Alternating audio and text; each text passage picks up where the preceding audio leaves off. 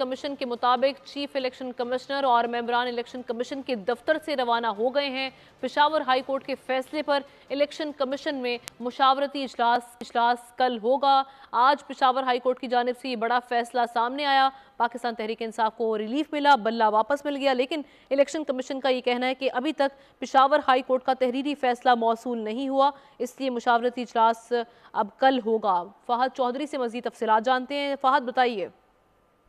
जी देखिए, Peshawar high court के तहरीक इंसाफ के इंतखाबी निशान के हवाले से फैसले की कॉपी जो है वो मुसद्दिका कॉपी ताहाल इलेक्शन कमीशन के ज़राए के मुताबिक मौसूल नहीं हुई, और जैसे ही ये कॉपी मौसूल हो जाएगी उसके बाद कल मुतवक्को है कि किसी वक्त चीफ इलेक्शन कमिश्नर की ज़ेर सदारत इस पर अहम इजलास होगा, जिसमें कानूनी टीम इस फैसले के आईनी और कानूनी नुकात पर ब्रीफिंग देगी और उसमें गौर किया जाएगा कि इस पर अगला लाएअमल इलेक्शन कमीशन का क्या होगा। आया कि अदालत उज़्मा में बतौर पार्टी इलेक्शन कमीशन अपील दायर करेगा, या जो दरख्वास्त गुजार थे उनकी जानिब से जो है वो कोई लाएअमल का ऐलान किया जाएगा। बहरहाल इस फैसले की कॉपी मौसूल होने के बाद कल मुतवक्को है कि इजलास होगा इलेक्शन कमीशन में।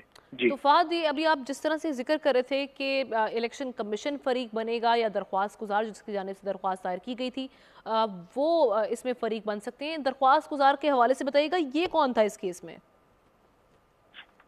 जी देखिए, इसमें तहरीक इंसाफ के ही जो कुछ बानी अरकान थे और कुछ दीगर अरकान ने ये दरखास्तें जमा करवाई थी।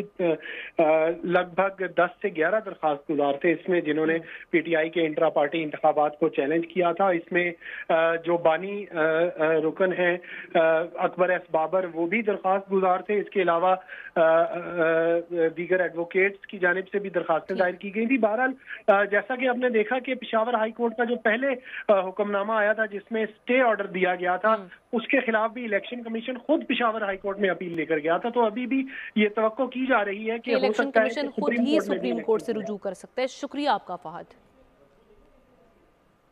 तो इलेक्शन कमीशन को ताहाल पेशावर हाई कोर्ट का तहरीरी फैसला नहीं मिला, इसलिए जो मुशावरती इजलास आज होना था वो आज नहीं हो सका, और ये कहा